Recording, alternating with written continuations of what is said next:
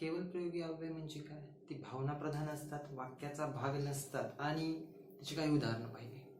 आता प्रत्यक्षात परीक्षेला या केवळ प्रयोगी अव्यय या प्रकरणावरती प्रश्न कशा रीतीने विचारले जाऊ शकतात ते प्रश्न आता आपण प्रत्यक्षात पाहूया.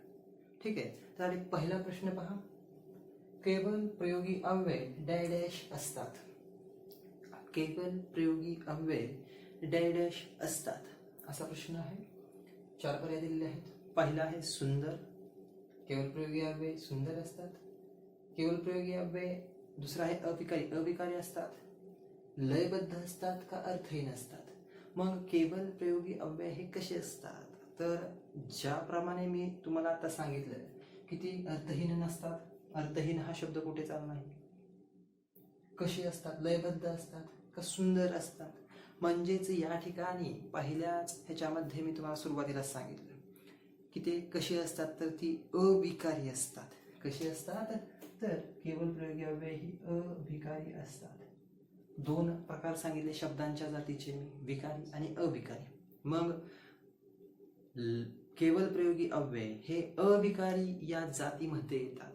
शब्दयोगी अव्यय, उदाहरणयोगी अव्यय, क्रियाविशेषण अव्यय आणि केवळ प्रयोगी अव्यय हे 4 प्रकार जे आहेत ते अविकारी या शब्दाच्या जातीमध्ये प्रकारामध्ये येतात. हे 4ही अविकारी आहेत, ज्यांच्यामध्ये लिंग वचन व विभक्तीमुळे बदल होत नाही, की ज्यांना अव्यय असे म्हणतात.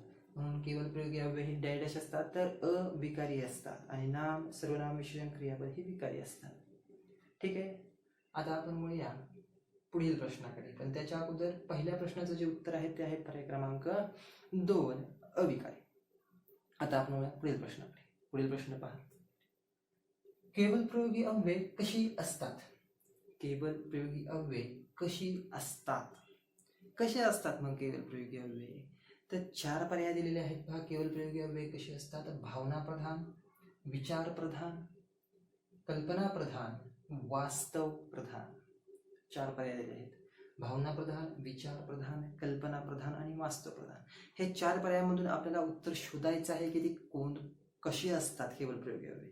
परंतु त्याच्यासाठी त्यांनी 4 पर्यायी उत्तर दिलेले आहेत. ज्या 4 पर्यायी उत्तरांमध्ये आपल्या ह्या पर्यायामध्ये उत्तर हुडकून ते पर्यायी उत्तरांमध्ये उत्तर कोठे नेमकं त्याचा पर्याय कुठला आहे तो या ठिकाणी आपल्याला शोधायचा आहे आणि उत्तर लिहायचं आहे. तर मग पहा, पर्याय पहा कशा आहेत. फक्त 2 योग्य, फक्त 3 व 4 योग्य, फक्त 1 योग्य, फक्त 4 योग्य. मग पहा, वास्तव प्रधान असतात का केवळ प्रयोगी अव्यय? नसतात. कल्पना प्रधान असतात का केवळ प्रयोगी अव्यय? तर नसतात. मग केवळ प्रयोगी अव्यय विचार प्रधान असतात का? तर नसतात. तर मग केवळ प्रयोगी अव्यय कशी असतात? तर केवळ प्रयोगी अव्यय हे भावना प्रधान असतात. कशी असतात केवळ प्रयोगी अव्यय? ही भावना प्रधान असतात. हे मी मगाशी सांगितलं तुम्हाला की केवळ प्रयोगी अव्यय कसे असतात, तर भावना प्रधान असतात. आणि त्याच्या अगोदर एक सांगितलं की ती वाक्याचा भाग नसतात, हे सुद्धा लक्षात ठेवायचं आहे. ती भावना प्रधान असतात. म्हणजेच काय, केवळ प्रयोगी अव्ययामध्ये भाव असतो, भावना असते. म्हणजे प्रेमाची असेल, रागाची असेल, तिरस्काराची असेल, भीतीदायक असेल, सर्व भावना ह्या केवळ प्रयोगी अव्ययामध्ये येतात. म्हणून केवळ प्रयोगी अव्यय कशी असतात? तर केवळ प्रयोगी अव्यय ही भावना प्रधान असतात. मग पहिला जो आहे तो अगदी योग्य आहे, पहिला पर्याय. परंतु भावना प्रधान हा शब्द पहिल्या पर्यायामध्ये आहे म्हणून लगेच पहिल्या पर्यायाला टिक करायची का, गोल करायचा का? तर नाही. का? कारण की त्याची 4 पर्यायी उत्तर सुद्धा दिलेली आहेत म्हणून. मग ते 4 पर्यायी उत्तर काय दिलेले आहेत? तर पहा, पहिला फक्त 2 योग्य, 3 व 4 योग्य, 1 योग्य आणि 4 योग्य. बघा, मग ह्याच्यामध्ये हा पर्याय कोठे नेमका योग्यरित्या आहे तो हुडकून, तो शोधून तो पर्याय आपल्याला लिहायचा आहे. लगेच 1 नंबरला डार्क सर्कल करायचं नाही. मग पहिला पर्याय फक्त 2 योग्य, मग 2 योग्य आहे का? तर नाही, चुकीचं आहे, म्हणून पहिला चुकीचा. दुसरा आहे फक्त 3 व 4 योग्य, 3 आणि 4 हे योग्य आहेत का? तर नाही, चुकीचे आहेत, म्हणून दुसरा देखील चुकीचा. तिसरा आहे फक्त 1 योग्य, फक्त 1 योग्य आहे का? तर हो, फक्त 1 योग्य आहे, म्हणून ह्याच उत्तर येते पर्याय क्रमांक 3. पहा, तुम्ही जर या ठिकाणी पहिल्या गोल केलं असतं तर उत्तर चुकलं असतं. कारण की त्यांनी प्रश्नामध्ये पर्यायी उत्तराचे जे पर्याय आहेत ते वेगळेच दिलेले आहेत आणि त्याच्यामध्ये पर्याय क्रमांक 1 हा 3 नंबरला दिलेला आहे, म्हणून याचं उत्तर पर्याय क्रमांक 3 येतं. आणि तुम्ही 1ला गोल केला असेल तर आपल्याला 0 मार्क भेटले असते त्यामध्ये, म्हणजेच ह्याचं उत्तर काय येतं तर पर्याय क्रमांक 3. म्हणून या ठिकाणी लक्ष देण्याचं कार्य कोणतं आहे, लक्षात ठेवण्याचं काम काय आहे तर प्रश्न व्यवस्थितरित्या वाचायचा, समजून घ्यायचा. जरी उत्तर येत असलं तरी सुद्धा अशा पद्धतीने तुमचं उत्तर हे चुकण्याची संभावना असते, म्हणून उत्तराचे पर्याय आहेत की नाहीत हे व्यवस्थितरित्या पाहायचं आहे. आणि पर्याय क्रमांक 4 आहे फक्त 4 योग्य, तो चुकीचा आहे. पर्याय सर्वच्या सर्व पाहायचे, विसरायचं नाही. जरी आपल्याला येत असलं तरी सुद्धा सर्व पर्याय पाहायचे आहेत. ठीक आहे, म्हणून ह्या प्रश्नाचं योग्य उत्तर आहे पर्याय क्रमांक 3. केवल प्रयोगी अव्ययी कसे असतात तर केवल प्रयोगी अव्यय ही भावना प्रधान असतात, त्यांना भाव असतो. ठीक आहे, मग आता आपण वळूया पुढील प्रश्नाकडे. पुढील प्रश्न पहा. शाब्बास हे खालीलपैकी कोणते अव्यय आहे? शाब्बास हे खालीलपैकी कोणते अव्यय आहे? पहा, क्रियाविशेषण अव्यय, शब्दयोगी अव्यय, उभयान्वयी अव्यय का केवल प्रयोगी अव्यय? कोणता अव्यय आहे? क्रियाविशेषण अव्यय म्हणजे क्रियेबद्दल अधिक माहिती सांगणाऱ्या शब्दाला क्रियाविशेषण अव्यय असे म्हणतात. मग शाब्बास हा शब्द या ठिकाणी कोणतेच क्रियेबद्दल माहिती जास्त सांगत नाही, म्हणून तो क्रियाविशेषण अव्यय होत नाही. शब्दयोगी अव्यय म्हणजे शब्दाला, हे शब्दयोगी जे अव्यय असते एखाद्या नामाला किंवा नामाचं कार्य करणाऱ्या शब्दाला ते जोडून येतात, परंतु या ठिकाणी शाब्बास हे कोणतंच नाम दिसत नाही किंवा नामाच्या शब्दाला सुद्धा ते जोडून येत नाही, जोडून आणले शब्द सुद्धा नाही आहेत, त्यामुळे हे शब्दयोगी अव्यय सुद्धा नाही. त्यानंतर आहे उभयान्वयी अव्यय. मग शाब्बास हे उभयान्वयी अव्यय आहे का तर उभयान्वयी अव्यय म्हणजे काय असतात तर 2 शब्द. हा उभयान्वयी अव्यय म्हणजे वाक्यातील 2 शब्द किंवा 2 पेक्षा अधिक शब्द किंवा 2 वाक्ये किंवा 2 पेक्षा अधिक वाक्ये जोडण्याचं जो शब्द कार्य करतो त्यास उभयान्वयी अव्यय असे म्हणतात. मग शाब्बास हा शब्द या ठिकाणी कोणतंच कार्य करताना हे दिसत नाही, म्हणून तो देखील उभयान्वयी अव्यय नाही. तो हा शाब्बास हा उभयान्वयी अव्यय नाही. त्यानंतर आहे केवल प्रयोगी अव्यय. मग पहा, केवल प्रयोगी अव्यय एखाद्या वेळेस काय होतं तर पहा, वर्गामध्ये एखाद्या मुलाचा पहिला क्रमांक येतो. काय येतो?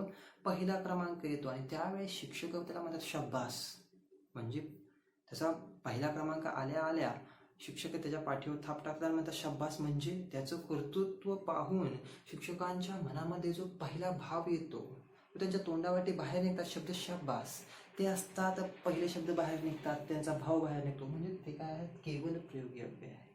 म्हणजे शाब्बास हा जो शब्द आहे तो काय आहे केवल प्रयोगी अव्यय आहे, म्हणजेच काय तर उद्गारवाची शब्द आहे शाब्बास. केवल प्रयोगी अव्यय म्हणजे काय, एखादी घटना घडल्यानंतर तुमच्या मनामध्ये जो भाव आहे तो बाहेर आल्यानंतर शब्दांच्या वाटे तो बाहेर येतो, त्या शब्दांना केवल प्रयोगी अव्यय असे म्हणतात.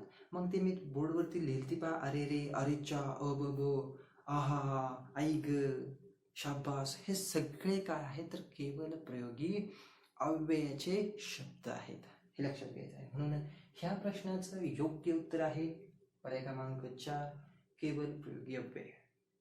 आता आपण वळूया पुढील प्रश्नाकडे. पुढील प्रश्न पहा काय आहे, योग्य केवल प्रयोगी अव्ययाचा पुढील वाक्यात उपयोग करा. योग्य केवल प्रयोगी अव्ययाचा पुढील वाक्यात उपयोग करा असा प्रश्न आहे.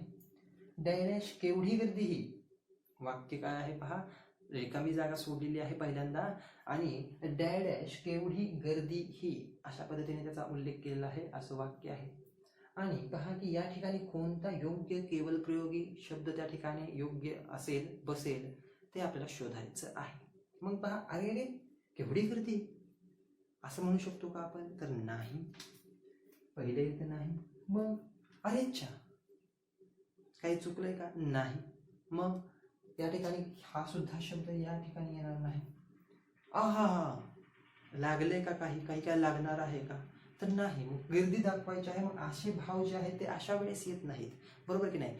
जर तुम्हाला लागला असेल आणि तुम्हाला हसण्याचे भाव दाखवायचे असतील, हसण्याला आहा हा असं जर करायचं असेल तर ते भाव तुम्हाला लागलं असताना येतील का? तर नाही. म्हणजे योग्य भाव या ठिकाणी आपल्याला दर्शवायचा आहे. मग गर्दी जर असेल, तुमच्या आश्चर्यकारक जर गर्दी जमली असेल तर तुम्ही काय अबब किती गर्दी ही, केवढी गर्दी ही, अबब, म्हणजे अशा प्रकारचे शब्द त्या ठिकाणी आपण वापरू शकतो, हे लक्षात ठेवायचं आहे.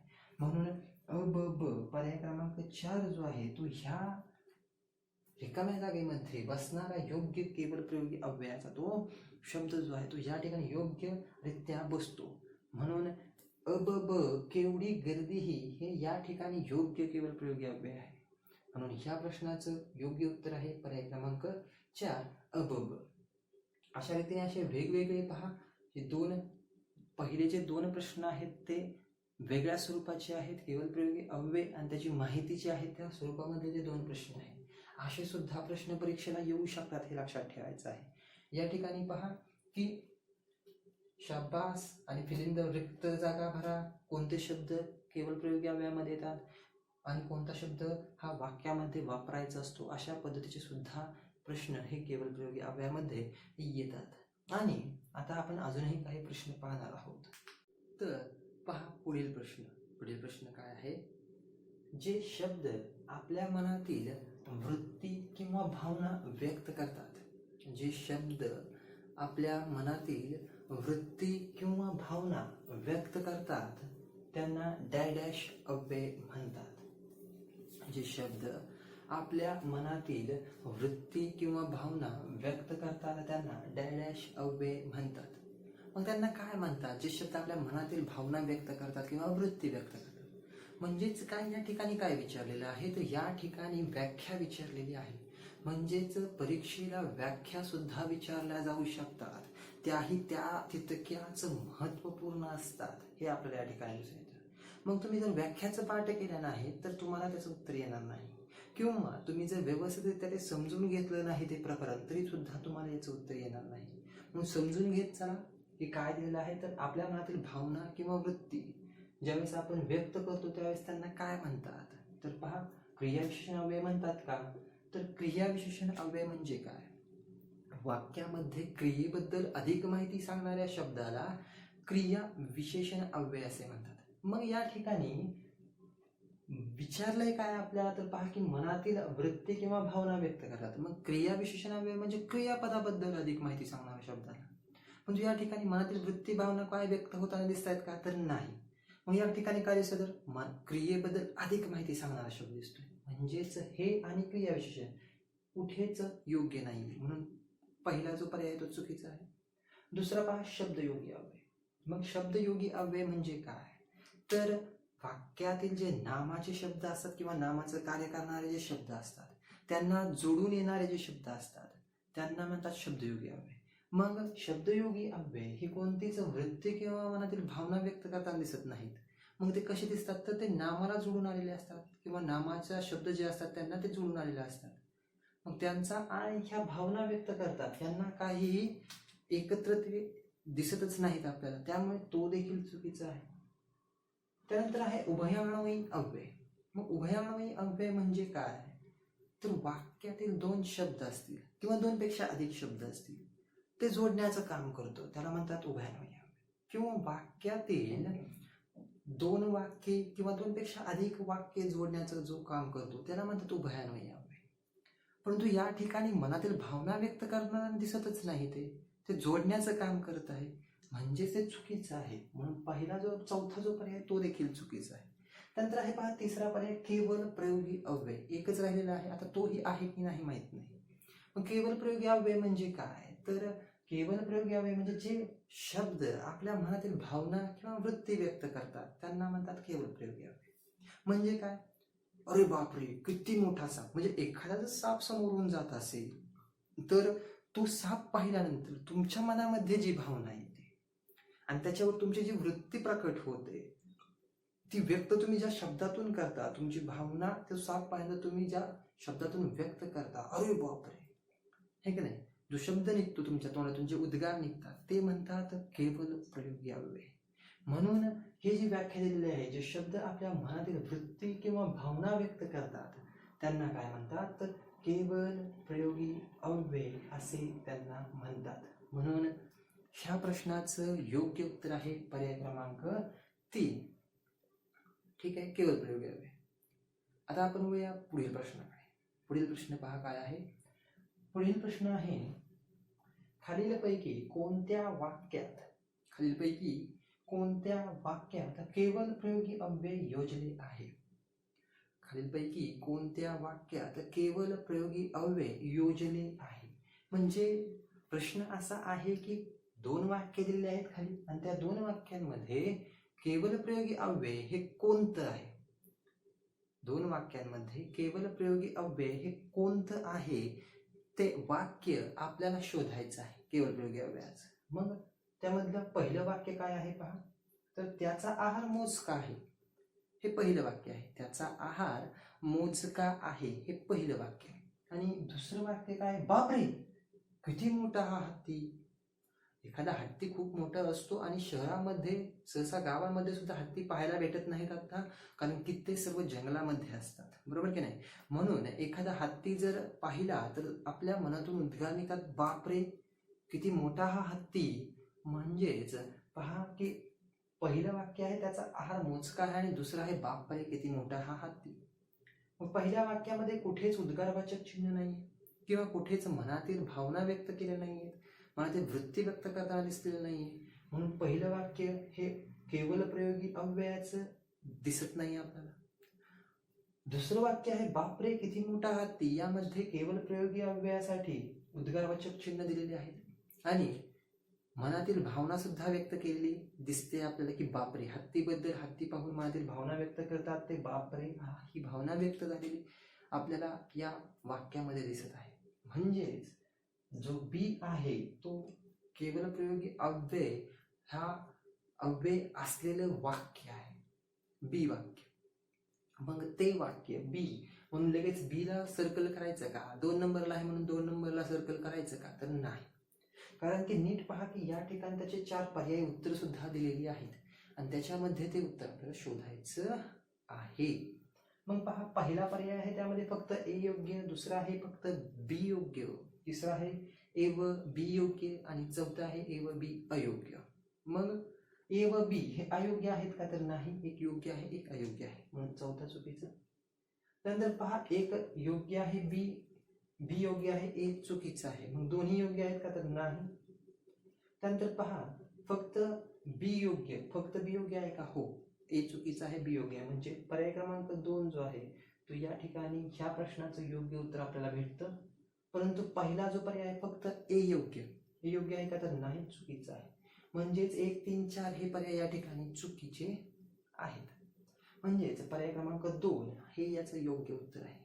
म्हणून केवळ प्रयोगी अव्यय कोणतं आहे, यामधलं वाक्य केवळ प्रयोगी अव्ययाचं वाक्य कोणतं आहे, तर बापरे किती मोठा हा हत्ती हे वाक्य आहे केवळ प्रयोगी अव्ययाचं आणि त्याचं उत्तर आहे फक्त बी योग्य. आता आपण म्हणूया पुढील प्रश्नाकडे. पुढील प्रश्न पहा काय आहे, योग्य केवळ प्रयोगी अव्ययाचा पुढील वाक्यात उपयोग करा. योग्य केवळ प्रयोगी अव्ययाचा पुढील वाक्यात उपयोग करायचा आहे. रिकामी जागा आहे आणि ती रिकामी जागा केवळ प्रयोगी अव्ययाने आपल्याला भरायची आहे. मग त्या ठिकाणी योग्य भाव, त्या वाक्याचा भाव काय आहे, त्या वाक्याची भावना काय आहे ते आपल्याला जाणून घेऊन त्यामध्ये त्याच अर्थाचा, त्याच भावाचा केवळ प्रयोगी अव्ययाचा शब्द त्या ठिकाणी आपल्याला भरायचा आहे. परंतु त्याआधी आपण वाक्य काय आहे ते जाणून घेऊया. पहा वाक्य काय आहे, डॅश काय रे तुझं अक्षर. प्रश्न कसा आहे, डॅश काय रे तुझं अक्षर, असा प्रश्न आहे. म्हणजेच या ठिकाणी परिस्थिती काय असेल, तर एखादा व्यक्ती असेल किंवा शिक्षक असतील आणि त्या मुलाचं ते अक्षर पाहत असतील आणि ते अक्षर पाहत असताना त्यांनी उद्गार काढलेले आहेत, काय रे तुझं अक्षर. म्हणजेच हे उद्गार कसं आहेत, तर काहीतरी अक्षर खराब असणार आहे आणि त्याच्यावरती हे उद्गार आहेत, बरोबर. मग अक्षर चांगलं तर नाहीये, नाहीतर अरे बापरे किती छान अक्षर असं असं वगैरे आलं असतं. परंतु या ठिकाणी काय आलेलं आहे, तर काय रे तुझं अक्षर असे वाक्य या ठिकाणी उच्चारलं आहे. मग त्याचा केवळ प्रयोगी अव्ययाचा शब्द या ठिकाणी कोणता येईल किंवा कोणता येऊ शकतो, ह्याचा भाव आपल्याला या ठिकाणी शोधायचा आणि त्या भावाद्वारे तो शब्द आपल्याला या ठिकाणी भरायचा आहे. मग पहा 4 पर्याय दिलेले आहेत, अरेच्चा, अबव, ही आणि यापैकी नाही. मग यापैकी नाही हा जो पर्याय आहे तो आपण कधी निवडणार आहोत, ज्या वेळेस या प्रश्नाचं उत्तर या तीनही पर्यायामध्ये नसेल त्यावेळेसच आपण पर्याय क्रमांक 4 हा निवडणार आहोत. मग पहिला पर्याय पहा, अरेच्चा. काय रे तुझं अक्षर, म्हणजे कुठेच याचा मेळ बसत नाही अरेच्चा. हे ह्या भावासाठी हा शब्दाचा जो केवळ प्रयोगी शब्द आहे तो वापरत नाहीत. पहिला चुकीचा. त्यानंतर अबब. अबब म्हणजे काहीतरी आश्चर्यकारक घटना, बरोबर, काहीतरी मोठे झाल्याची घटना, त्यावेळेसच आपण अशा पद्धतीचे शब्द वापरतो. अबब, किती मोठा हत्ती, किती मोठी ही गर्दी, अशा पद्धतीने शब्द वापरतो, परंतु हा देखील या ठिकाणी योग्य होत नाही. त्यानंतर आहे शी, म्हणजेच काय तर अक्षर चांगलं नाहीये, घाणेरडं अक्षर आहे, म्हणून त्यामुळे शी काय रे तुझं अक्षर असं आपण उच्चारतो, असं बोलतो. ही भावना त्याद्वारे आपल्याला स्पष्ट होते. म्हणून पर्याय क्रमांक 3 हा जो आहे तो ह्या प्रश्नाचं किंवा ह्या वाक्यामध्ये योग्य केवळ प्रयोगी अव्यय हे आपल्याला या ठिकाणी दिसत आहे ह्या प्रश्नाचं. म्हणून ह्या प्रश्नाचं योग्य उत्तर आहे पर्याय क्रमांक 3 शी काय रे तुझं अक्षर. म्हणून पर्याय क्रमांक 4 जो आहे यापैकी नाही, तो या ठिकाणी आपोआपच रद्द होताना आपल्याला दिसून येतो. म्हणजेच आता आपण काय पाहिलं तर केवळ प्रयोगी अव्ययाची काही उदाहरणं पाहिली की परीक्षेला यावरती कशा रीतीने वेगवेगळ्या स्वरूपाचे प्रश्न विचारले जाऊ शकतात. काही वाक्य दिले जाऊ शकतात की केवळ प्रयोगी अव्ययाची वाक्य आहेत की नाहीत, रिकाम्या जागा विचारले जाऊ शकतात, व्याख्या सुद्धा विचारली जाऊ शकते. म्हणून रिकाम्या जागा, व्याख्या पाठ करा किंवा ते शब्द कशा रीतीने वाक्यामध्ये उपयोग केला जातो त्यांचा ते सुद्धा आपल्याला जाणून घेणं अत्यंत महत्त्वाचं आहे.